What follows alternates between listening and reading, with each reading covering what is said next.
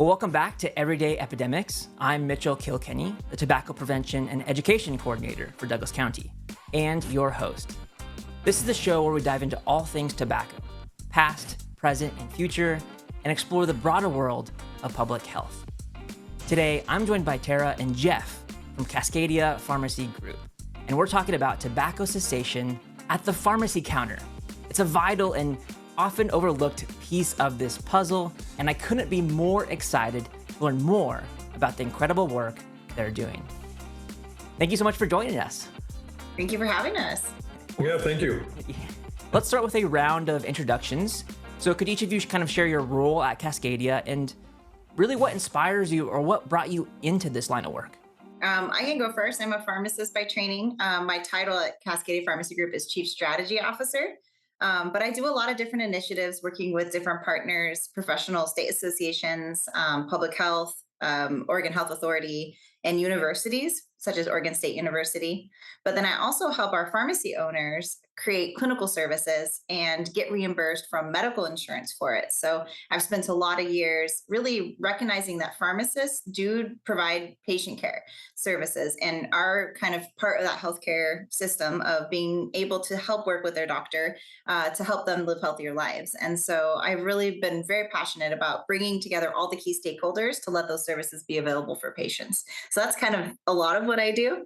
I also work with students too and pharmacy residents. So pharmacists doing extra years of training to kind of help bring more and more clinically trained pharmacists really passionate about patient care services. I'm Jeff Harrell. I am the CEO of Cascadia Pharmacy Group. What brought me into this is I'm super passionate about independent pharmacy. Probably one of the most passionate people you'll meet in that realm. Years ago, I wanted to put these independent pharmacies together and get to some scale so that we could sustain and get through, the tough times, that we've have faced over the years and are facing now when it comes to reimbursement and different things like that. And so, no, my passion is independent pharmacy, and I'm super excited to be on the podcast here with you guys and see what information we could give out to the public. Yeah, well, again, thank you both for being on here. I'm so excited to learn from all of you. So Jeff, can you give us kind of a quick overview of what CPG does and what it is? Absolutely. So CPG, Cascadia Pharmacy Group, is really a management company that kind of overlays 40 independent pharmacies in 3 states, Washington, Oregon, and Idaho. And when I say overlays, a couple, 3 years ago, I got the idea of, consolidating the admin stuff, so accounts payable, accounts receivable, uh, you know, um, credentialing, payroll, HR, all of those type of situations, contracting, credentialing, and consolidating that function for the pharmacies so that the pharmacy partners and owners, and I am too a pharmacist as well, but the pharmacy partners and owners on site and on site and the pharmacists in charge can just focus on better patient care, being a pharmacist and not having to worry about all the red tape BS that seems to be piling up more and more and more in our industry. And so a year ago, we stood the company up, hired great people, like Tara, to help support everything that we're trying to do in the clinical services space. But overall, it's there to support these pharmacies, and the model has worked very well. And the fact that these pharmacy partners and pharmacy managers can just focus on what they do best, and that's taking care of their patients and taking care of their patients in their communities. So it really sounds like pharmacists do a lot, and especially if you're a small independent pharmacy, not only do you have to practice pharmacy and be a pharmacist, but then you have to take care of all this administration and HR and credentialing and all of these things. And CPG sort of simplifies that for you and just allows pharmacists to be pharmacists. Is that right?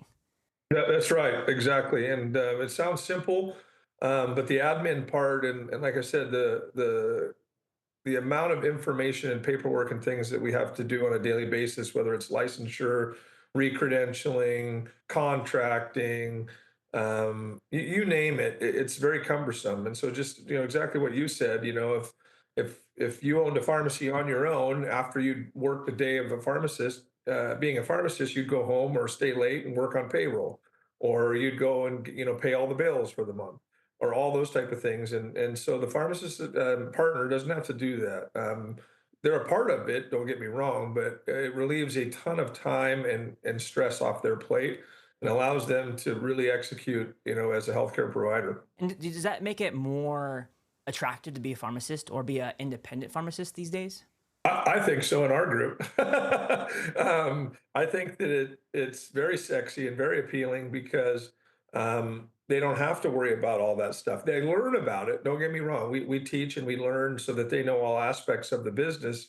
But they went to school to be a pharmacist, and they went to school. That's their passion.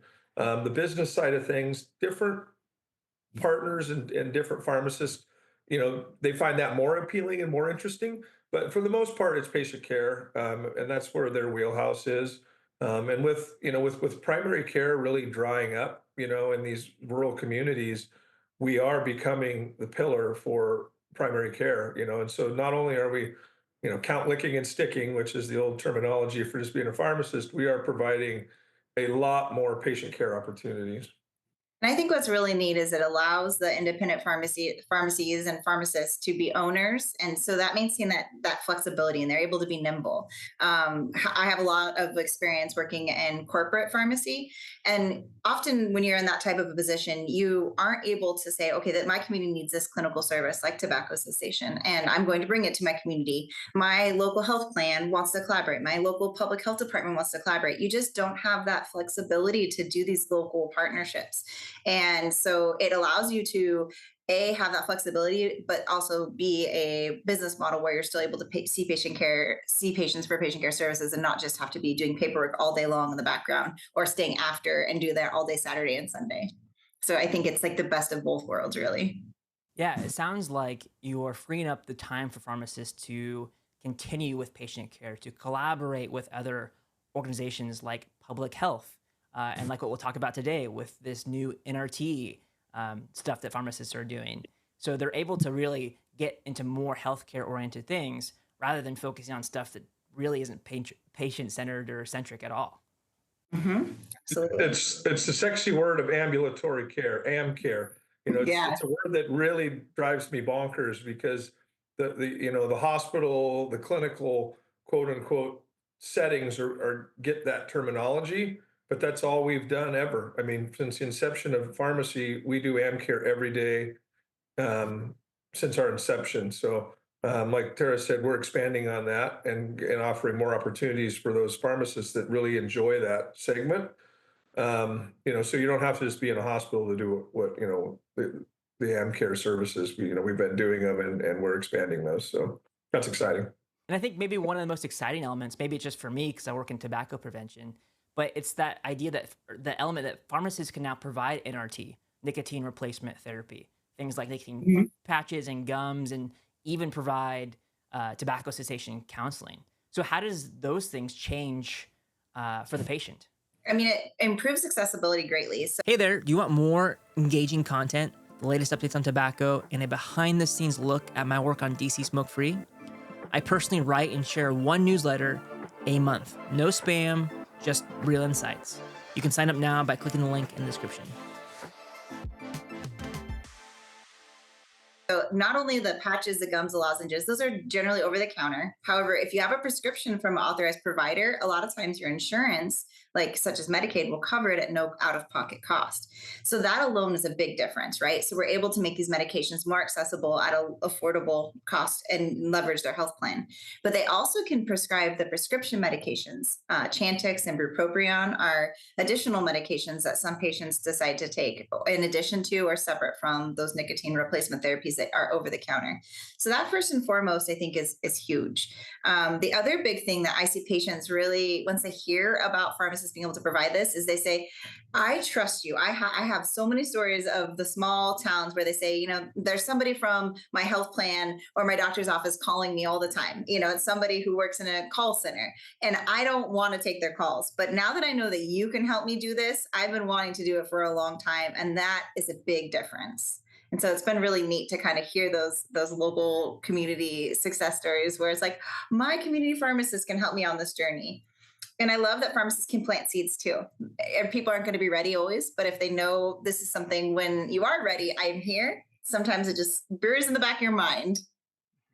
Terry, you're spot on there. I just want to also throw in there, we can compound custom dosage forms too. So we do Yeah. nicotine lollipops and stuff like that that are really unique to the market that they're very successful. So that's something that often gets overlooked because of the lozenges, the gum, the patches that are commercially available. We can customize dosage forms for patients in that space too. So it sounds like you're able to tailor these NRT therapies and tailor this cessation counseling for these individuals as they come to the pharmacy versus like this, quit line where they call and they have the script that they have to go through and the same thing every single time for every person, where now it's a much more tailored experience for the individual. Yes, absolutely. Sure. I love that. That's excellent. What kinds of reactions are you seeing from patients with this new service? I mean, definitely, like I said, they feel that trust. And so they're excited that kind of their local friend is there to help them. I think that's a big one. And I think one of the things we've noticed is that the public doesn't recognize that pharmacists do more than lick, stick, and pour, as Jeff said. And I think we're starting to see their wheels turn and their things click. Like, oh, you are part of my healthcare team. I have high blood pressure. You can help me manage my high blood pressure. Oh, I have a cough. I feel sick. You might be able to give me a medication and prescribe me something for that. You can help me manage my diabetes. You can just look at my meds and make sure that they're the right set and maybe work with my doctor to get me off of some medications.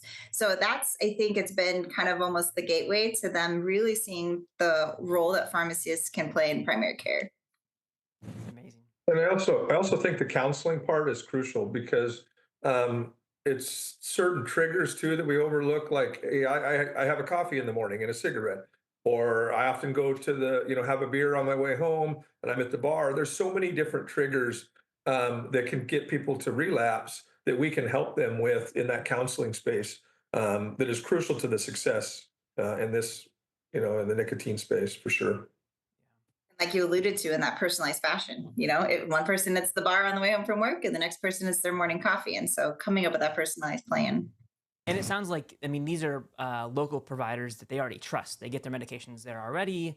They see them maybe once a month or, whatever the frequency is that they get their medications. And so it's not some random new person that they're meeting. This is a person that's local to them, that lives in their community, and that they trust and they see quite regularly. Mm-hmm. Sure, 100%. So I understand that you're working on a new video project, trying to get the word out. What's this video project all about?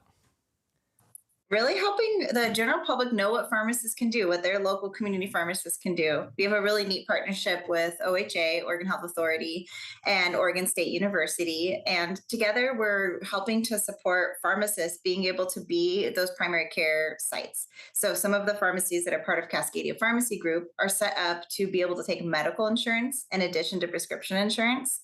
And we spent a lot of time and energy in developing and implementing this ability to be set up infrastructure wise like a clinic, but B, create clinical services like tobacco cessation, prescribing, and all of that. And we've realized now it's time to help the public know.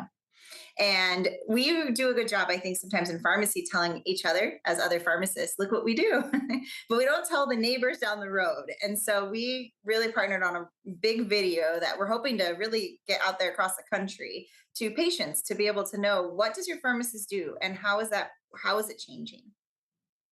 Well, we actually have a teaser of this video here. I thought it'd be fun if we could watch it together and kind of get your initial reactions to it. Does that sound good?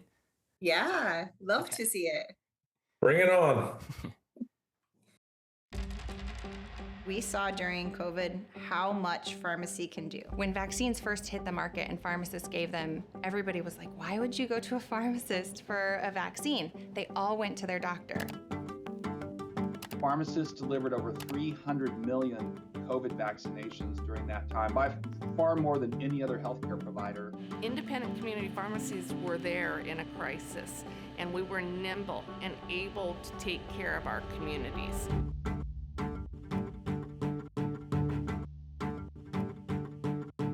They're doing immunizations, contraceptives, Tobacco cessation. UTIs or burns or shingles. Disease state management. HIV prevention. You know, I really didn't realize you name it, we do it. that pharmacists could do so much. Well, that was incredible. Yeah, it's so exciting to see. So what are your initial thoughts from seeing that video production? I mean, for me, I was like, I got a little bit of chills. I was like, oh, wow, I really want to see the next portion of this. Me too. Being there and on site and going through the process, I thought that it's being edited great and put together well. So I think that it'll be a nice piece for people to see what we do. I know Tara mentioned it earlier, but we as pharmacists, and independent pharmacists specifically, we are terrible at telling the public how good we are. And that's something that I've been really pushing on. Is we're a premium product and we offer a array of services. We got to tell people, we can't be shy. I was just down, I was fortunate to be able to go to the Australian Pharmacy Guild convention in Australia, and I just got back and I spoke to them as keynote speaker on Saturday.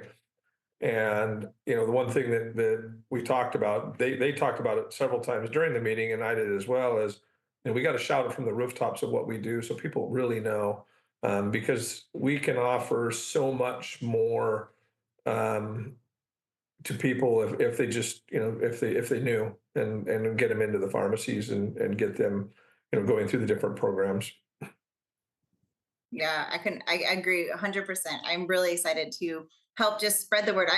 It's about Oregon in some ways, but I really see it being about the nation, because Oregon and Washington, we've led the way in pharmacist ability to be primary care providers and prescribe medications and get paid for those services. And it's important to get paid, but it's also important for the patient, for us to be able to get paid, because otherwise they have an out-of-pocket cost.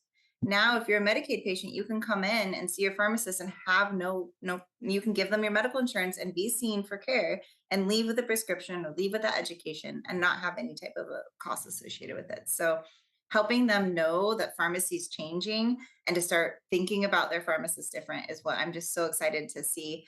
Right now it's today in Oregon and Washington, and it's coming soon for most of the rest of the country. So I really hope to see it go across the whole country. I'd like to expand on that a little bit.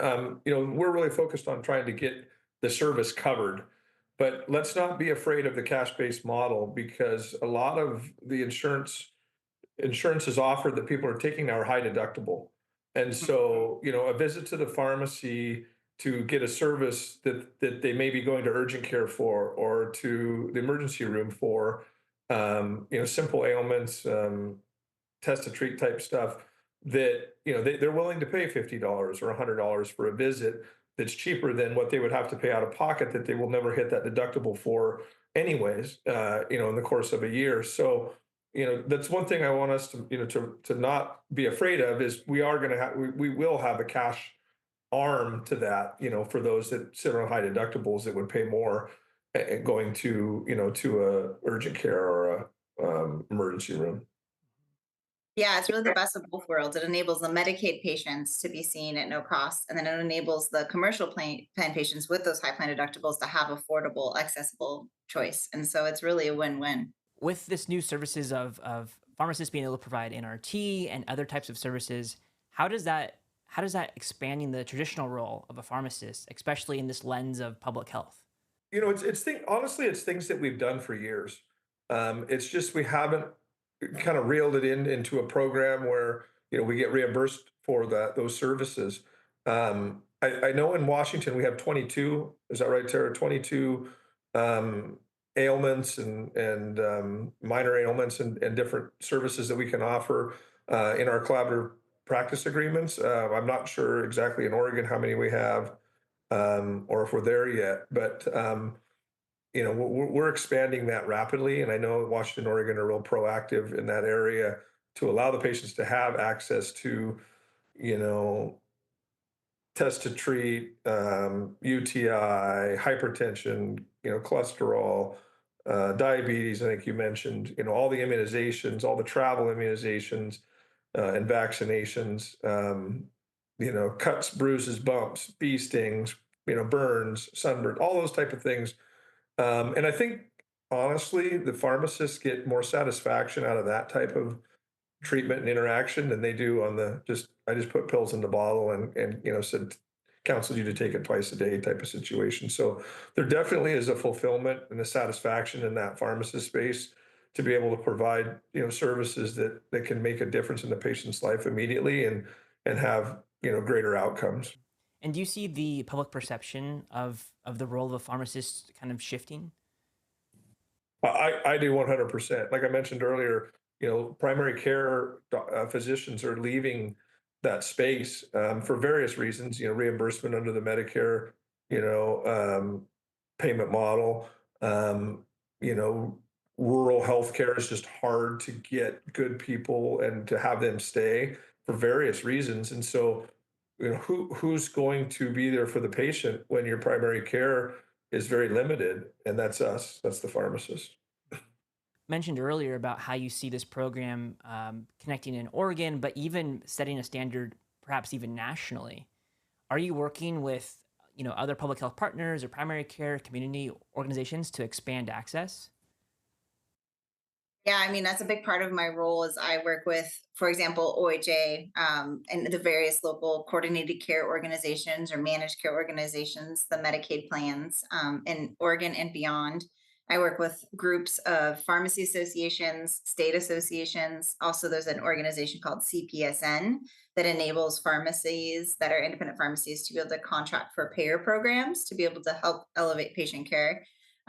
Do partnerships with people like you at the public health, and really try to be that connector of physicians and communities, our pharmacy owners, patients, and then public health and payers. So I try to bring all of the parties together to be able to provide affordable, quality patient care. And so that's definitely a big emphasis of what I do. And Jeff, what are some of these insights or the importances of why pharmacy should include these additional services? Have the ability to touch the patient better than anybody. And with that ability, we can help these payers, manage Medicaid. We can help them make their patients more compliant, have better outcomes, increase their quality scores. I mean, it's a bigger picture than what you really realize. Um, and we're underutilized. And as soon as we can get into that space, you're going to watch us move the healthcare needle quite a bit, and you're going to see a huge savings. It sounds crazy, right? You're going to come in the pharmacy, they're going to pay us more, but you will see a huge savings because we will help them be more compliant um, and and healthier. And the trust, there's just so much trust between pharmacists and patients that it enables them to be that driver of change because they see them so frequently, because they run into them at soccer games. They're shopping in that store to grab a present for somebody. It just helps really move that needle, I feel. And when we watched that video, it talked a lot about COVID and the expanding shift in the role of pharmacists during COVID. Is that kind of was that a moment in history for us to be able to allow pharmacists to do more, or for all the negatives COVID had with it, was this maybe a small positive? Can you talk about that a little bit? I mean, I would say absolutely. Like one of the big things that is a drawback for the pharmacy, for the world of healthcare, is that pharmacists aren't recognized by Medicare, the federal government, for as a provider. And COVID was really one of the first times where nationally across the country, pharmacies could see patients. Patients could go to pharmacy and receive care that was reimbursed. We still have such environments in places like Oregon, which is exciting. But with COVID, we were able to see that across the country. And then the other huge thing is we saw the awareness that, people said, go to your pharmacy for a COVID vaccine, go to your pharmacy for a COVID test. And so they suddenly thought of pharmacy as more than a pills in a bottle. They're like, wow, you can give me this service. And then when Regencov came around, the treatment for COVID, pharmacy could provide that. And that's when people's mindset changed of A, they offer these services, and B, they can take my insurance. Yeah, and I think it catapulted us about 10 years ahead, as far as that goes. I mean, we're still working on some of the billing challenges and the contracting challenges, which, Tara and her team have done a fantastic job. In fact, they spoke to all, independent pharmacies at a national conference and at multiple locations for NCPA, National Community Pharmacy Association, and did a fantastic job, wowed the crowd. But, you know, it put us in a position now that the narrative is different. So when we're at the table talking about these services and contracting, we can always go back and reference what we did in COVID, which we saved. We saved the United States of America when it comes to COVID vaccines. If it wasn't for the independent pharmacists, more people would have died. I mean, that's period. There's no disputing that. But it allows us to lean on those things, services that we were able to do during COVID and did during COVID and executed at a high level during COVID, are things that we're showing the payers and the contracting entities, hey, look what we did and look at the outcome. So it really should be a no-brainer and non-conversation. Let's get a contract going. Let's be paid fair and equitable, and let us start working with your patients and get them healthier. Yeah. I think a lot of that comes back to trust too. I know during COVID, it was a very scary time for a lot of folks out there. People didn't have a whole lot of information, scared of the unknown, what's going to happen. But it's really nice when you have that local pharmacist who you already have trust, you already have that pre-built connection, and you can go to them with questions about a vaccine or is this right for me? And they can talk about a lot of those things with you and provide some really nice insights into that. 100%. And also, like, what's the media supposed to do? They create emotion, they create panic, they create uncertainty, and they all came right to us to get their certainty, to basically, get the answers that are real. And we can calm them down and give them good educated material to make them feel better about the situation. Yeah, and in a time where misinformation is more prevalent than ever, what a great role to have a trustworthy local pharmacist in your community who can go to and chat about some of these things. We did a mobile vaccine clinic here in Douglas County where we brought COVID vaccines within 5 miles of every person in Douglas County. And while we did a lot of vaccines, about 2% of our entire population, really the biggest thing that we provided was information. People just didn't have access to this. They just wanted to know more. Maybe the vaccine wasn't right for them at that time, but that was okay. We were able to have a good conversation, to talk to them, to talk about their fears and their questions and get those answered from real medical and healthcare professionals. So, Jet, what is your long-term vision really for the future of pharmacy-based patient care? We're going to continue to grow as a group and create a network where we're touching lives and the communities all up and down the Pacific Northwest. And as far as the future of pharmacy, we're working hard on the legislative side to fix the reimbursement. Sadly, Oregon is probably one of the worst states in the country when it comes to reimbursement and the layers of pharmacy bureaucracy that we have to tread through to just fill a prescription. Reimbursement for the prescription medication. For prescription medication. Thanks, Tara. But Tara and her team, when we hired Tara and put CPG together, we had the vision, and her and I see this vision very clearly together, is to create a clinically integrated network of our own, and allow us to be able to, help other pharmacies across the country do what we're going to do and are doing.